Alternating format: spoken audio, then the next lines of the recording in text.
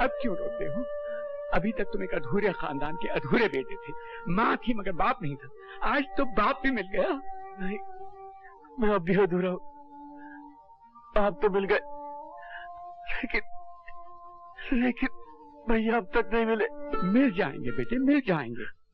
जैसे तुम्हें तुम्हारे डैडी मिल गए, वैसे तुम्हारे भैया भी मिल जाएंगे और हमारा खानदान पूरा हो जाएगा। रो मत। अच्छा ये बताओ कि ये फूल जैसी लड़की कौन है? ये पायल है। मतलब ये कि क्यों वासु?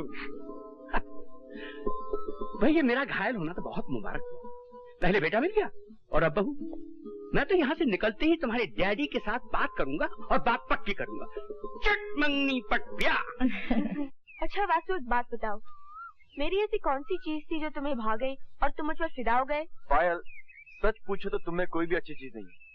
न जाने मैं तुम्हें अपना दिल क्यों दे बैठा। अगर ऐसी बात है तो मैं तुम्हारी शक्ल नहीं देखूंगी। अरे अरे भड़को नहीं। अब मैं सोचता हूँ तो महसूस करता हूँ कि तुम्हारी काफी चीजें अच्छी। मसलन तुम्हारे लंबे लंबे खूबसूरत बाल, और तुम्हारी ये गोरी गोरी पेशानी, और तुम्हारी झील सी नीली आंखें जिनमें डूब जाने को जी करता है, और तुम्हारी ये दो गुलाबी होंठ। तुमने मेरी नाक के बारे में कुछ नहीं कहा। हाँ, और तुम्हारी ये 1.5 फुट लंबी नाक। वासु ऐसी बकवास करोगे तो पिट जाओगे। अच्छा बाबा, तुम्हारी ये सुराईदार गर्दन, और तुम्हारे ये दो बड़े बड़े। शर्म नहीं आती ऐसी बातें करते हुए? पायल, तुम्हारे दिमाग में सिर्फ गंदगी भरी हुई है। मैं तो तुम्हारे इन दो बड़े बड़े हाथों की बात कर रहा था जिनमें तुमने एक कंगना पहना है। तुम क्या समझ रही थी? गर्दन हिलाने से काम नहीं चलेगा पापा, हाथ मिलाना पड़ेगा। क्योंकि ये मेरा बेस्ट फ्रेंड है वासु गुजराल, जिसकी वकालत ने बॉम्बे में धूम मचा रखी है। कोई धूम नहीं मचा रखी सर। आप तो जानते ही होंगे कि पायल की आदत है बड़ा चढ़ा के बात करने की। जी नहीं, मैं हमेशा ठीक बात कहती हूँ। अच्छा पापा आप ही बताइए, मैं केस की मिसाल देती हूँ। मेरे केस तुम्हारे वासु के बस के नहीं है बेटा। खैर, फिर भी ये इतनी तारीफ कर रही है तो एक आध केस तुम्हें जरूर हो। थैंक यू सर, मगर मैं यूं गिरे पड़े मिल जाने वाले केस नहीं लेता सर। बहुत तेज हो। वकील कानून की धार होता है सर, और अगर धारी तेज न हो तो कानून जुर्म की जड़ें कैसे काट पाएगा। ठीक है, कभी तुम्हारी धार भी देख लेंगे। तुम्हारे डैडी अभी तक नहीं आए। मिस्टर सिंह, मुझे गुजराल कहते। हेलो। अब आप गुजराल अंकल से बातें कीजिए पापा। वासु को तो मैं अपना मिनी सूट दिखाने जा रही हूँ। आओ वासु। हाँ हाँ, बड़ों की बातों में बच्चों का क्या काम। क्यों mister Singh? I don't know, मुझे तो ये भी नहीं पता कि हम दोनों बात क्या करने वाले हैं। अरे भाई तुम जाते क्यों नहीं? जाओ ना। हा? आप खड़े क्यों हैं? बैठिए ना। क्योंकि आपने मुझे बैठने के लिए कहा ही नहीं। आई एम सॉरी, बैठिए। जी, मुझे ये बच्चे काफी सीरियस लगते हैं। क्यों मिस्टर सिंह? ये जनरेशन तो सीरियस होना जानती नहीं मिस्टर गुजराल। मैं उस सीरियसनेस की बात नहीं कर रहा। तो फिर किस सीरियसनेस की बात कर रहे थे आप? बढ़ा चढ़ा के बात करने की मुझे आदत नहीं है। अदालत में भी मैं कम बोलता हूँ, ऑलवेज टू द पॉइंट। ये मेरा बेटा वासु है ना, ये मुझसे भी बड़ा और अच्छा वकील बनेगा। अखबार वाले तो फिदा हैं इस पे, हर रोज कोई ना कोई राइट अप छपता रहता है। रत्नाबाई रोडवेज का जो कॉम्पेंसेशन केस था ना, वो मेरे बेटे वासु ने ही जीता था। उन हरामियों के हलक से उसने कॉम्पेंसेशन उगलवा ही दिया। तो ये वो वाला वासु गुजराल है? 100%। और एक पॉलिटिकल लीडर की कातिलाना चालों से भी इसने मुझे बचा कर निकाल दिया। खैर छोड़िए इन बातों। वासु मेरा सगा बेटा नहीं है। हुआ ये कि मेरी बीवी की एक सहेली जगदीशपुर में रहा करती थी। ये उनको वहीं दिखा। इसका बड़ा भाई वहां नौकर था, तो एक मर्डर और रेप केस में उसे सजा हुई। ये बेचारा रह गया यतीम, छोटा सा लावारिस। मेरी बीवी को तरस आया, उसने गोद ले लिया। कहने का मतलब ये कि मेरा खून का नहीं है, मगर हमारा ब्लड ग्रुप एक है। और अगर ये मेरा सगा बेटा भी होता तो मैं इससे इतनी ज्यादा मोहब्बत न करता। ब्लड तो अब कौन मानता है गुजराल साहब? पेरेंट्स का फर्ज तो ये है कि वो अपने बच्चों की खुशी चाहे। तो फिर पंडितों की जबान में इसका मुहूर्त निकलवा दूं? मेरी तरफ से तो बात पक्की है, लेकिन जरा फैमिली पुरोहित से पूछना पड़ेगा। Give me a couple of days. Sure. पंडितों के हुक्म के बगैर तो इस मुल्क में कंप्यूटर भी नहीं चलते। हम आप क्या करेंगे? अरे गुस्सा थूक भी दो। गुस्सा थूक कैसे दूं? वो हरामजादा मेरी बेटी से शादी करेगा। ये किस पे फूफा कर रहे हो भाई? जरा इन पर अपनी मुस्कान की वर्षा तो करना रत्ना, क्योंकि मैं इनसे ये कहता हूँ कि अनशन लोगों से मिलने क्यों लगे। कौन अनशन लोग? वही दोनों जो अभी अभी यहाँ से गए हैं। अब तुम मेरे दुश्मनों से दोस्ती करोगे तब तो फिर बात नहीं जमेगी। अरे भाई, उन्हीं हरामजादों पर तो अब तक मेरा खून खौल रहा है। उस लौंडे की हिम्मत तो देखो, मेरी बेटी से शादी करेगा। मेरे टुकड़ों पर पलने वाला वो शख्स मेरी बेटी से शादी करेगा। उस जूडी को भी 5 लाख उसी ने दिलवाए। मैं तो कहता हूँ उन दोनों को गोली मरवा दो। खा खा के मोटे हो रहे हो, कुछ तो काम करो। 2 आदमी नहीं मारे जाते तुम लोगों से। अब अगर हमारे किसी आदमी ने उन्हें मारा तो बात बिगड़ जाएगी, क्योंकि वो रिश्ता लेकर आ चुका है। उन्हें मारने के लिए तो कोई ऐसा आदमी ढूंढना चाहिए जो भरोसे के लायक भी हो और हमसे जिसका कोई ताल्लुक भी साबित न हो सके। वो 212 कैसा रहेगा? तुम्हारा ये तीर बिल्कुल निशाने पर बैठा है रत्ना। ये 212 कौन है? पता नहीं, मगर कमाल का आदमी। She'll be all right in about 3 months. लेकिन इनको दाखिल करना पड़ेगा और ट्रीटमेंट भी बहुत महंगा होगा। महंगे सस्ते की बात ना कीजिए डॉक्टर, बस इतना बताइए कि ये ठीक तो हो जाएंगी ना। पैसों का बंदोबस्त तो कहीं ना कहीं से कर ही लूंगा। You are very fortunate mister Ravi. मेरा teacher doctor Arnold Robertson London से आने ही वाला है। And I tell you, he is a magician. वो मेमोरी का ताला ऐसे खोलता है जैसे कोई एक्सपर्ट भी किसी तिजोरी का ताला भी क्या खोलेगा। ये तो बहुत ही अच्छी बात है। खर्चा कितना होगा? Let me think. 1 लाख रुपया तो हो जाएगा। 1 लाख? मोर भी हो सकता है, लेकिन मैं 1 लाख रुपए के भीतर रखने की कोशिश करूंगा। I will try. ठीक है, मैं 1 लाख रुपए का बंदोबस्त करता हूँ। चलिए मालकिन, 1 लाख तो जरूर चाहिए, मगर किसी का कत्ल करके नहीं। मैं जानता था कि तुम यही कहोगे। ये कत्ल नहीं, 212 इंसाफ है।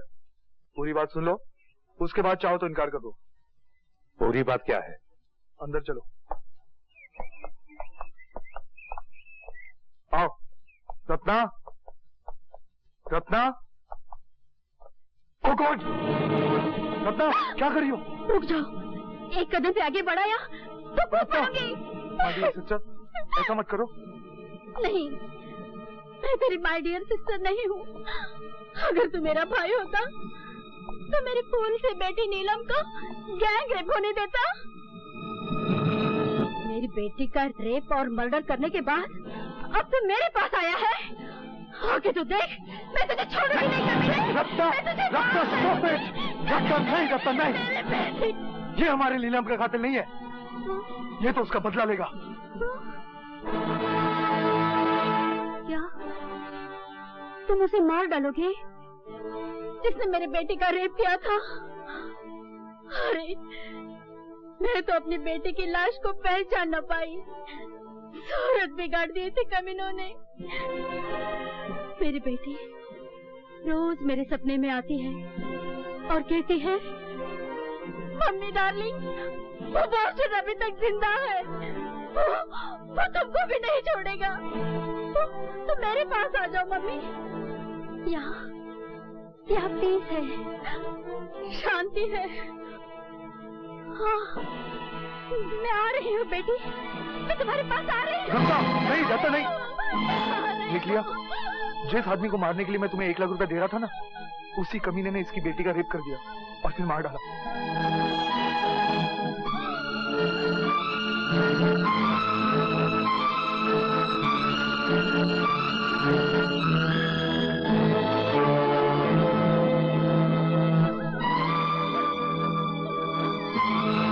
अब भी अगर तुम कत्ल नहीं कर सकते तो ठीक है।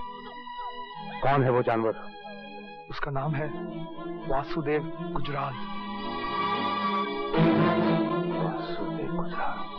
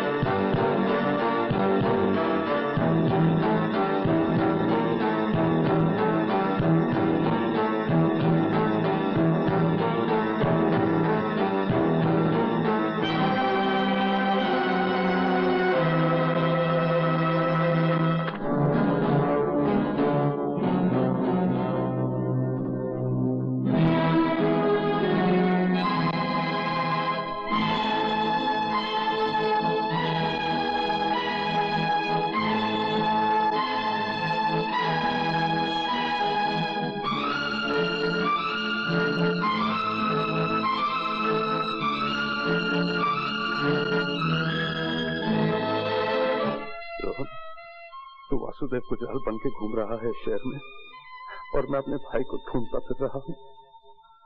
और मेरे बदनसीबी देख, तुझे खोज भी रहा था और तुझी को मारने भी आ गया। मुझे माफ कर दे रोहन, मुझे माफ कर दे। अब मैं तो इस शहर में भी नहीं रहूंगा, किसी को ये ना पता चल जाए कि तू सदा याफ्ता रवि का छोटा भाई है। तू वासुदेव गुजराल बन के ही रह मेरे रोहन, तू वासुदेव गुजराल बन के ही रह।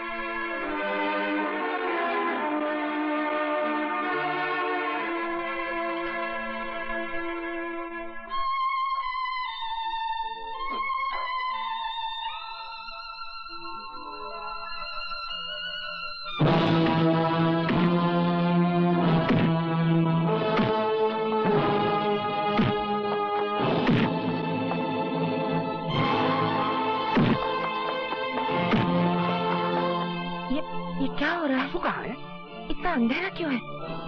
अरे मेन स्विच ऑफ कर दिया किसी ने।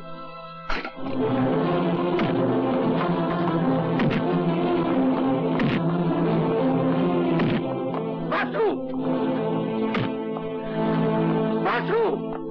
रुक जाओ बेटे, इसे और मत मारो। ये अपने आप को डिफेंड नहीं कर रहा, केस बिगड़ जाएगा। ये मुझे धीरेन्द्र ठाकुर का आदमी लग रहा है। वो है बड़ा काइया, कितनी तैयारी के साथ भेजा है इसे। तुम इसे फौरन पुलिस के हवाले कर दो। तुझे तो मैं कम से कम 10 बरस के लिए जेल भिजवाऊंगा। 2 साल कम क्यों कर दिए वकील साहब? इसे मैंने कहाँ देखा है? प्लीज यशोदा। नहीं, मैं सच कह रही हूँ, ये चेहरा मेरा देखा हुआ है। रेणुका जी, आपका रवि फिर गिरफ्तार हो गया। मेरा रवि? मेरा तो कोई है ही नहीं। वो रवि, रेणुका जी, रवि जो आपकी सेवा कर रहा है। उस पर कत्ल करने की कोशिश का इल्जाम लगा है। क्या आपका रवि किसी का कत्ल कर सकता है? मगर रवि है कौन? अपनी याददाश्त की खिड़कियां खोली रेणुका जी। आप गांधारी की तरह बंधी हुई अपनी आंखों पर खोई हुई याददाश्त की पट्टी खोलने की कोशिश तो कीजिए। मैं जा रही हूँ उसकी जमानत करवाने। भगवान के लिए अपनी जिंदगी की उलझी हुई जोड़ का सिरा खोज लीजिए रेणुका जी। ये कई जिंदगियों का सवाल है।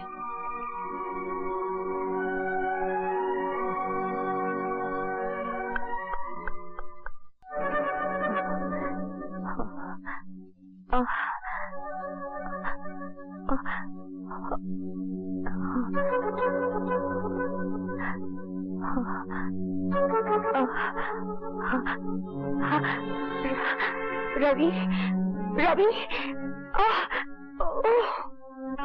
मुझे उसकी सूरत कुछ देखी देखी से क्यों लगी? ओह कम ऑन मामा, बम्बई इतना बड़ा शहर है, 1000 बार देखा होगा आपने उसे भीड़ में। मैं वैसे देखने की बात नहीं कर रही हूँ, याद नहीं आ रहा है, समझ में नहीं आता कि मैंने उसे कहाँ देखा होगा। आप बैठ के याद कीजिए, मैं चला। थैंक गॉड कि आप मिल गए। बात क्या है विद्या? आप मम्मी को बात बताइए, मैं जरा जल्दी में हूँ। प्लीज मिस्टर गुजराल, काम तो आपकी से है। अच्छा, तो फिर आप मेरे साथ चलिए, मुझे रास्ते में बताइए। आप जा किधर रहे हैं? मैं जा रहा हूँ वर्ली पुलिस स्टेशन। तो ठीक है, क्योंकि मैं भी आपको वही ले जाने आई थी, एक बेगुनाह आदमी की जमानत करवाने। अच्छा, तो आप खड़ी क्यों हैं? चलिए चलिए ना। बाय माँ। बाय। आइए मिस्टर गुजराल, आइए आइए। कैसे आप? अरे रेणुका जी, आप यहाँ क्या कर रही हैं? मिस्टर गुजराल, ये आपके क्रिमिनल की जमानत देना चाहती है। मैंने बहुत समझाया इन्हें कि वो एक मुजरिम है, सजा याफ्ता। सजा याफ्ता? वही तो मैं कह रहा हूँ साहब, और सजा भी 1 महीने या 1 दिन की नहीं, 12 साल। सजा काटने का मतलब ये तो नहीं होता इंस्पेक्टर साहब कि आदमी गुनहगार भी था। सजा का क्या, आप 4 झूठे गवाह खड़े कर दीजिए, सजा हो जाएगी। मगर आप जिसे मुजरिम कह रहे हैं उसे जानते नहीं। जिस जज ने उसे 12 साल की सजा दी वो भी उसे नहीं जानता था। वो तब भी निर्दोष था जब उसे 12 साल की सजा हुई थी, और वो अब भी निर्दोष है। लीजिए, आपका निर्दोष आ गया। रवि, मालकिन आप? तुम बिल्कुल ना घबराना। एक बार मेरे होते हुए तुम्हारे साथ अन्याय हो गया और मैं कुछ ना कर सकी, मगर मैं दोबारा तुम्हारे साथ अन्याय नहीं होने दूंगी। मालकिन, ऐसा लगता है भगवान की दया से आप ठीक हो गई। हाँ, भगवान ने मुझे तुम्हारे लिए ठीक किया है। जो मैं ना ठीक होती तो तुम्हें उस अमानत का पता कौन बताता जो मेरे पास थी। अब तो आप ठीक हो गई ना मालकिन। हाँ। आराम से पूछ लूंगा, जल्दी क्या है। हाँ। और मैं अमानत की कसम खा के कहता हूँ कि आज तक मैंने कभी ये नहीं सोचा कि आपने मेरी अमानत का ख्याल नहीं रखा होगा। जब आपको कुछ याद भी नहीं था तब भी मैं ये जानता था कि आपने मेरी चीज किसी अच्छी जगह रखी हो। पर बस बस, अब आप कुछ मत बोलिए मालकिन। अगर मैं कुछ ना बोलूंगी तो ये लोग मान कैसे लेंगे कि तुम निर्दोष हो। अच्छा, तुम ही बताओ, अपने छोटे भाई से प्यार करना क्या अपराध है? नहीं ना, मगर इसने तो उसी अपराध की सजा भुगती है। और अब तुम उसे फिर से जेल भिजवाना चाहते हो? मालकिन, यह अपराध मैंने किया है। मैंने इन पर हमला किया था, इसकी सजा मुझे मिलनी चाहिए। लेकिन तुम मुझे जानते भी नहीं, ना मेरी तुम्हारी दोस्ती ना दुश्मनी, फिर तुमने मुझ पर कातलाना हमला क्यों किया? ये सब छोड़ो भैया, मैंने तुम पर हमला किया था ना, तुम ऐसा करो, मुझे जेल नहीं फांसी पर चढ़वा दो। अरे कैसे फांसी पर चढ़ा देंगे? अरे भाई, तुम लोग इधर उधर की बात मत करो। मुझे लगता है तुम अपने उस भाई के बारे में जानना ही नहीं चाहते हो जो भाई। हाँ, तुम ही बताओ, मैं कैसे चुप रहूंगी? इसके भाई का पता मेरे सिवा कोई जानता ही नहीं। अगर तुम्हें